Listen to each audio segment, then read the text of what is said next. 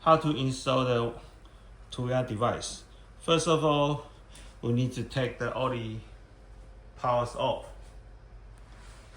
and install the app we call Smart Life, and turn the power on,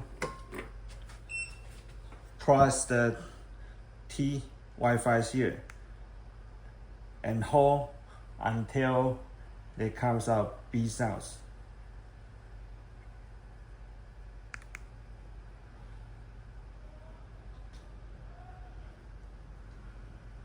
Alright, and add device. Here we are, and select the fan called next step,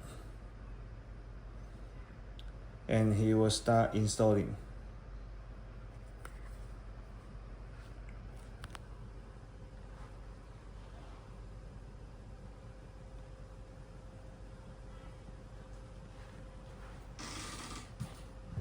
Okay, then the press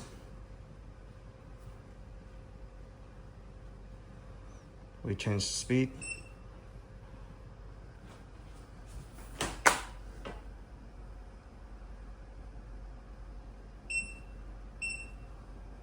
Do reverse.